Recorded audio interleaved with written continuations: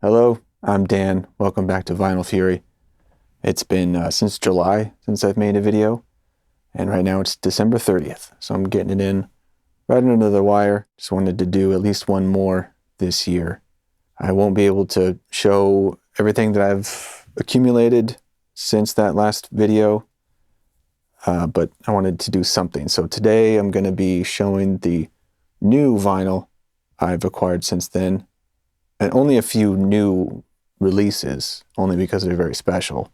Mostly some cool reissues. And if you've been watching the channel for a while, you might think the video looks a little bit different. It is, because I'm trying something new, and I'm only pretty sure it's working. So we'll see. And if you're interested about what's going on, I will explain that at the end. But let's just get into the records that I have to show today. So in 2019, the band Tool finally put out a new record called Fear Inoculum. And then finally in 2022, they released a 5 LP single-sided vinyl box set, which was way too expensive and hard to argue a waste of material. I mean, imagine how many records were pushed back because Tool needed to press however many, definitely thousands, of these box sets that have 5 records with music on one side and an etching on the other. So I didn't go for that, but eventually they released a more reasonable and a more reasonably priced version, which is a triple LP right here. A triple gatefold with one etching on the last side. Still fairly unnecessary, but there you go. So I knew the album was great. I loved it. I have a high-res digital version of it. And then I heard pretty good things about the vinyl. It's cut by Chris Bellman. Since it is quite a long record, it does need to be spaced out more than just 2 LPs. And damn, it does sound really good. I mean, it's still on the expensive side, but it does sound really good on vinyl. It was a nice experience. Pretty deep and wide, and better than the digital version. And that was pretty good by itself. So I can recommend this. Also a large poster in there. Liner notes on the other side. So this is a reissue, and for me, yet another copy of the first album from Third Eye Blind. This one is a recent repress, reissue, that is fairly widely available. For a while, the band was printing them and selling them on their own website. This got a wide reissue this year, and this reissue has the original green cover instead of the red. There's a few versions of it. This one is kind of a gold vinyl edition, which I like. It does appear to be a different cut, although it sounds sonically very similar to the edition that the band started putting out in like 2013. But there is more surface noise on this than that one. That might just be this color. I don't know about the black one. So sonically, overall, not the best of the 3 I have. The other one being the music on vinyl, which I think all around is the best. But it is available again, and I adore this record. I've talked about it many times. You may know one of my favorite bands of all is Silverchair. The vocalist of that band, well, was Daniel Johns. And he just put out his second solo record. It's called Future Never. There's been a big campaign online for it. He's not doing shows. There wasn't an official single released, but he's done a lot of media stuff and a lot of merchandise. A lot. But it was pressed on vinyl. I originally ordered the CD from Australia. I wasn't sure there was going to be a distro in the US, but eventually there was, which I got the vinyl from, which is on a blue and reddish swirl. Fairly neat looking. A very eclectic sounding album. I don't know what kind of genre to put it in. There's elements of all kinds of stuff on here. I kind of don't know how to describe it, which is great. It's just good. It was better than I expected. He'd been kind of out of music publicly for quite a while, and then campaign for this started. And there was nothing released ahead of time. It just came out, and I listened to the whole thing, and every time I listened to it, I like it more. There's callbacks to his previous career and output. That's kind of the theme of the record: the past, the present, the future, never. It's a concept. And the last track is actually Those Thieving Birds Part 3, which Part 1 and 2 are on the last Silverchair record, Young Modern. So glad to have new music from Daniel Johns. Seems like he will do more, and I look forward to it. So I hadn't ordered anything from Pop Market in a very long time, and I don't even remember how I came across this. It must have been a message board or something. But they had the Music on Vinyl reissue of the Rival Schools album Petals from 2011 for like $10. And the original version that I had was fine, not great. I've considered selling it before. And I love Music on Vinyl. They do, at the very least, very good pressings. So that was a quick order. And this was the red version. It's limited to 1,000. This is number 761. I put this on, and it's definitely the best sounding version of this that I've heard. So I was very, very pleased with that. Love this record. It's technically their second, although they recorded one in between them that was unreleased for years and then came out later. But they've actually reissued their first album recently as well, and they're going to play some shows. So we'll see what happens. But I love Rival Schools. Great post-hardcore stuff. Very good addition to this on vinyl. This is a special one. This is a local band that I know called Luna Vista. And this album is called Somerset. They've put out several EPs in the past few years, and then put out that collection of songs as kind of an album. This is their first proper album. It's fantastic. It's got a very strong Midwest post-hardcore vibe, which I love. I've known these guys quite a while.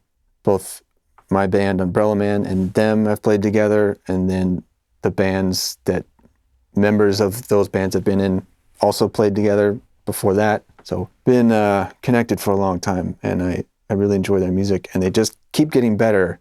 And this is a really strong effort. Sounds great. Great songwriting. Like everything that they've done, they've taken the best parts and just made something really great in this album. I will leave a link to check it out. I highly recommend it. This is the very nice Coke bottle clear version, and there's 150 of each, and they are numbered in total of 300. So yeah, Luna Vista. Check them out. I put this off for a while. I didn't think I was going to do it. I originally ordered the CD, which came with a 24-bit 48K download as well. It was such a good deal. And then the vinyl was $35. And at the time, I was just, why do that? That was 2 years ago. I've thought about it from time to time. And I've heard good things about it too. I heard it was better. And so pretty recently, I finally got it. I was kind of surprised it's still available. But this is Hum Inlet, their surprise release album from 2020, which is fantastic. I mean, much better than I would say anyone would have really expected after 20 some years. Just didn't miss a beat.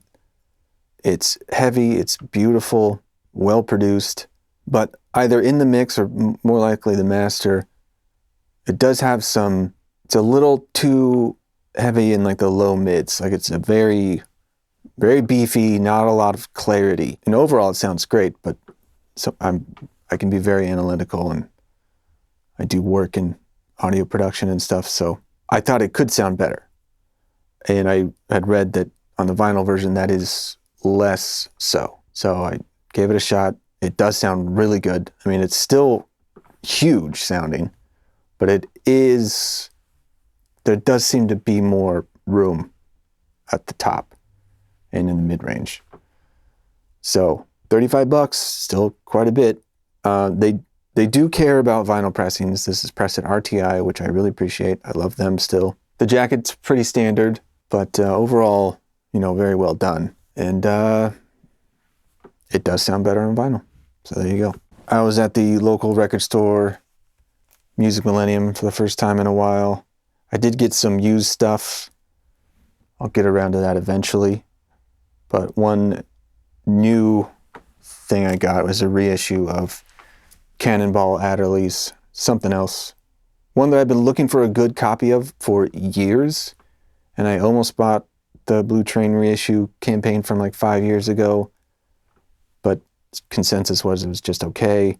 I've looked at older reissues. There's been some audiophile reissues that, they're $50 or more.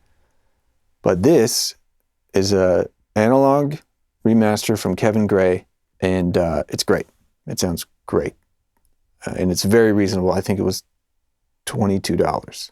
So this day and age, that's pretty damn good. Sounds great. You got Miles Davis, Art Blakey. This is a classic jazz album and a very good edition of it. So while this is still available, if you need a copy of this, definitely get this one.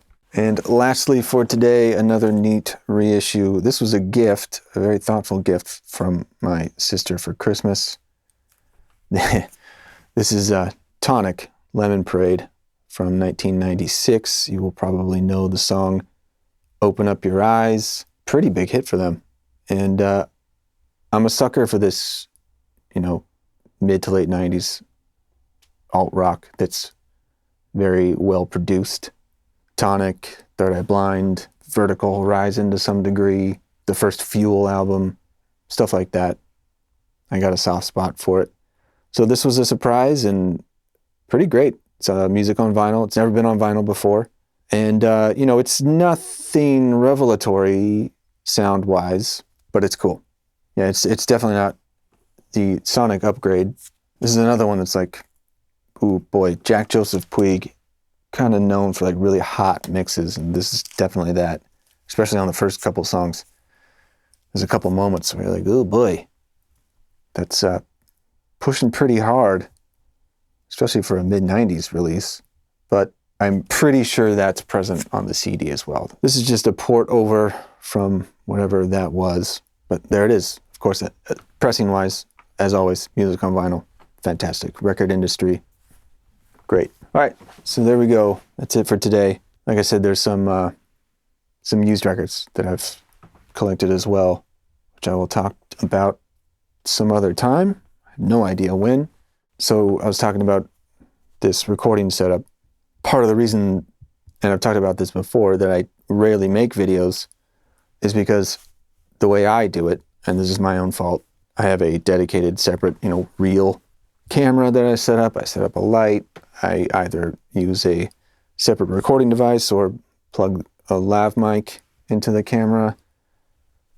I make it a whole production. And when I think about, I'd like to talk about, I've been keeping notes and it's time to do a video, but I don't want to do all that crap. And it keeps me from doing it for a while. But when I was thinking, well, I don't want the year to end without at least doing one more. What can I do to compromise? And because I have finally fully converted to the Apple everything, what we have here is my iPhone plugged into my Mac, recording straight to the computer with this mic plugged in as well. And I'm just capturing it. That's why I've been looking over here, because I can see the video on the screen. I could always, record with my phone, but if I'm going to use the good cameras on the back, I can't see. You never know if it's going to stop recording. So this way I can keep an eye on it, but I don't have to do all of that stuff. I don't have an extra light set up. What I do have, though, is the studio light effect on. If I turn that off, you can see how it's really looking in here. And I could also do the portrait mode. I'm just going to blur the background. But it's just not quite, you can see that, it's not perfect. It looks, so if I was moving around, it might look a little weird. So I opted not to do that, but we'll see if this works. It seems to be. And if it does, then it will be less of a factor to sit down and do these if I can just do this. So yeah, next time, whenever that is, I have some used finds to show and tell. And here's to another new year. Hope it's great for you. Thanks for watching, and until next time, always enjoy your music.